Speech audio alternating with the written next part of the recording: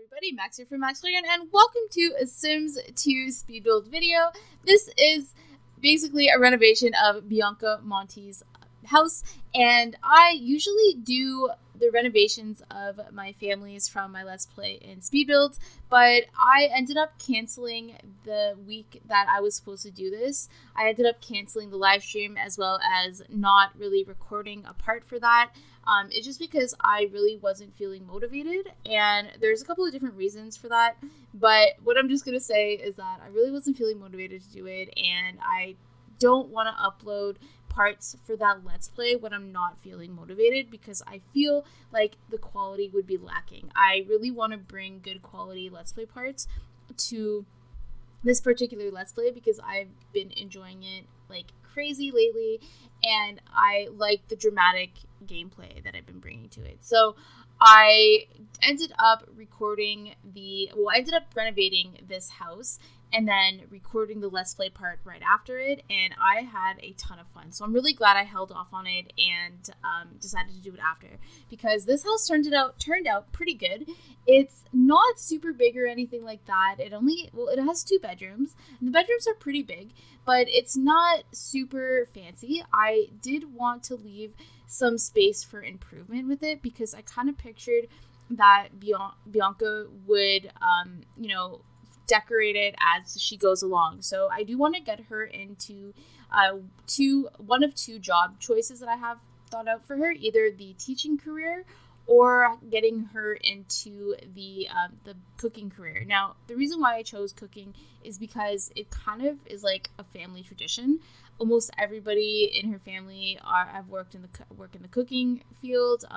They're well known for to be cooks and in restaurants and stuff like that. So I kind of pictured them, her either being in the cooking career like her family, or being in the teaching career. Now, the teaching career I pictured for her because Albany Cap, which is Goneril's husband, is in the teaching career.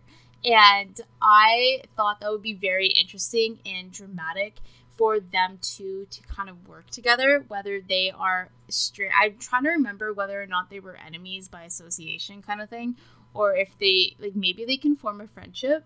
I kind of have a couple of ideas about that. Maybe form some sort of relationship, possibly, because Bianca is a very understanding person. And Albany, if you guys remember from the last part, has been having some problems in his marriage, and I just think maybe something can come from that. But I'm not going to say that's what I'm going to do or anything like that, because I really don't know if that's what I'm going to do yet. However, I kind of want you guys to let me know what you guys could see her working in, either the cooking career or the teaching career. And I do ask that in the Let's Play part. I said, I asked you guys to give me an idea what you could see her working in. So yeah, but yeah, so I didn't decorate this house super full. Like, it's not, there's like some areas that don't have a lot of pictures on the wall and stuff like that, because I really imagined Bianca being one of those people that decorate her house as she goes along, and as she advances in her career, she can afford better stuff. And that's kind of how I picture her doing this kind of thing. I didn't want to give her everything, because in her bio, I believe it talks about her being like proud of being on her own, and she wants to make it out in the world without her parents' help and stuff like that. So I kind of just thought it would be better to do that for her.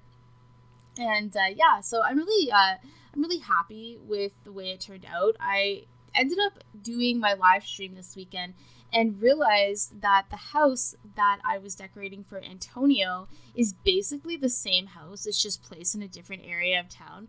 And now I'm kind of worried that there's going to be more houses that are like that in Veronaville, and I haven't really explored a lot of them. So I just kind of noticed that, because I just recently decorated this house, and then I was decorating Antonio's house on Saturday, and I was like, oh, this is the same house. But the way I did it in that house is, if you guys weren't at the live stream or haven't really watched it, what I'm doing with the kitchen right now, basically where the kitchen is in this house is where the living room is in the other one, and then where the living room is here, that's where their kitchen is in Antonio's house.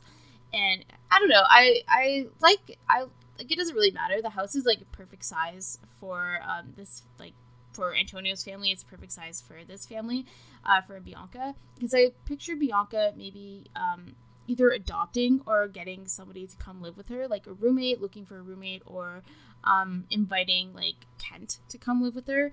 And that's only if Kent, if it becomes way too unbearable for him to live with his brother-in-law, and just he kind of just hates the fact that he just wants, like, with his family, with the things that are going on. If you guys don't remember, in the part with Regan and Kent Cap, Kent is gay, and his family doesn't know. The only one that really knows is Bianca and Juliet, and he doesn't really plan on telling them for a while. So I'm thinking of maybe having Kent move in with her and stuff like that. And it kind of sets, like, in the Let's Play part, without giving anything away, something kind of happens that sets it up so that it would be easy for them to become roommates. And I'm really excited for you guys to see that part tomorrow, or on Wednesday, not tomorrow, Wednesday.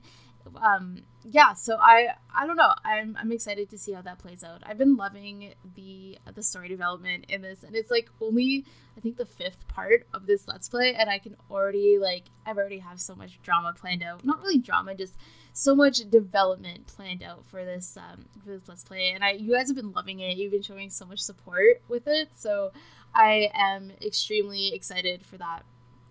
And moving on to that kind of segues into the next topic I kind of want to talk about. I very recently hit 1,500 subscribers on my YouTube channel, and guys, I just really want to say thank you for that, for the continued support that you guys have been giving me. To any of the new subscribers who've, like, decided that they wanted to join the playground, come and hang out, I really, really appreciate it. You guys have been doing awesome, and just, like, commenting and keeping me informed on things that I kind of miss and stuff like that. So thank you. And especially those who've stuck around when I decided to switch over to Sims 2. It genuinely means a ton to me. So thank you guys. And yeah, it's really interesting though, because I'm noticing that my watch time has been increasing. Now, I don't really talk about this a whole lot, but I really like looking at my YouTube analytics and kind of not really keeping track, like obsessing over them, but just like looking at them and kind of observing like different parts of the analytics. And I kind of pay attention a lot to, like, you know, where you guys are from, or like people who are watching, like people who are commenting and stuff, like where, like, there's like a part of the analytics where you can see where people are coming from to watch it, like to watch the video, if they're coming from like outside sources, or if it's popping up in recommended, or they're searching for videos and stuff like that. I just always find that so interesting, as well as like what country you guys are from. Not like, that sounds really stalkerish, but just seeing like where my audience comes from. And it's weird because I'm Canadian, and I've mentioned this in a fair few of my videos. And I thought maybe, you know, I'd have more Canadians watching this, but my #1 audience is actually from the States, from the United States, and then the other one is UK. Those are my top 2 people, and then Canadian is 3rd, believe it or not. And I just thought that was really interesting. I like talking to people from other countries, and I always find it really cool to see how things like operate in other countries, and like just like differences and stuff, like the weather being a big one, or like time zones is another big one that I'm very interested in. So yeah, I don't know. I just I've been having a lot of fun observing analytics and seeing as how other people, like the channel's been increasing lately, analytics are changing, and my watch time hours are going up like really quickly, and my channel isn't currently monetized, and I don't care about that. Like, I really don't care about monetization, because I didn't set out to make a YouTube channel to make money. Like, that wasn't my #1 goal or anything like that. And my channel only needs it only needs like 1,000 hours of watch time now for it to get monetized. And again, it's just very interesting to watch that happen, as like watching hours go up as I like increasing in subscribers. It's just like, it doesn't matter in the long run. Like, it really doesn't bug me, but it's just cool. Like, it's just really cool to watch. And, like, I'm excited for the channel to be, like, monetized, quote unquote. But, again, it doesn't really bug me. Like, it doesn't really bother me that it's not, because I don't really care if I make money off of YouTube. It's just be an added bonus, essentially. That's just, like, streaming. Like, I don't care if people give me, like, super chats or donations or bits or anything like that. It's just, like, subscribe on Twitch and stuff. Like, it's really just an added bonus. It's more just interesting. I'm really weird like that. I'm fascinated by the weirdest things some people have told me. Like, I'm fascinated with human behavior. I'm really interested in human behavior, and, like, I'm really observant. And when I'm at my internship, I, like, observe my residents or my clients' human behavior. And, like, not really, like, just, like, their behavior, like, how they act or how they react to things or how they interact with each other. It sounds weird and creepy, but I don't know. I'm just really interested in, like, psychology behind, like, reasons why people do things. I don't know. People think I'm crazy when I talk about that, but yeah, it's just interesting to me. I overthink my own behaviors all the time, so it's always interesting to, like, watch other people and how they, like, interact with, like, their family and their significant others or just people in general. I'm quite observant. But yeah, I don't really know where I was going with that conversation, but mostly just wanting to say thank you. Thank you for the continued support and continued, just everything that you guys have been, like, just helping me with, and who have been coming to the streams and helping me build. And I had a really great stream on Saturday. It was really fun. And if you guys want to watch that, it's in the playlist. But yeah, I just have been having, like I said, a lot of fun just streaming with you guys and talking with you guys. I love the community that I'm building up. So I really just wanted to, like, say that, take a little moment to get a bit sappy. I feel like lately more than ever I've just been so sappy with you guys. And I'm sorry if you're not like it, if you hate it, but hello. It's me. But yeah. So working on the bedroom right now, and I gave Bianca a green and wood theme. I don't really picture her being, like, super girly or feminine. Like, she's not a very feminine person. I don't picture that for her. I picture her to be more down to earth and just like earth tones, and be really into, like, grays and darker blues and, like, stuff like that. I can't really see her being super, like, bright colors and stuff.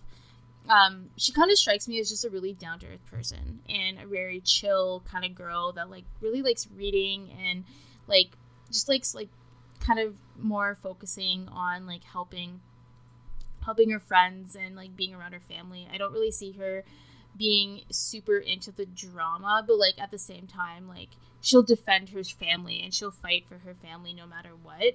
So she is kind of involved in the Montague and the Cap drama. They're the Monty and Cap drama, I should say, not Montague, because they don't say Montague in this, they say Monty.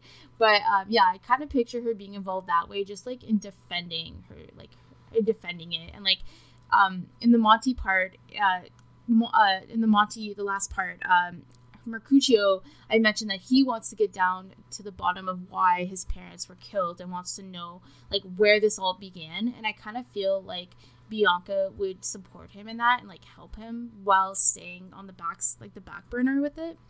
And her relationship with Kent is, like, you know, she doesn't want that, like, this whole family feud to come between their friendship, because she's worried that if she finds out why why one of her brothers died, it would really affect how she saw Kent as a person, because it's, like, his family.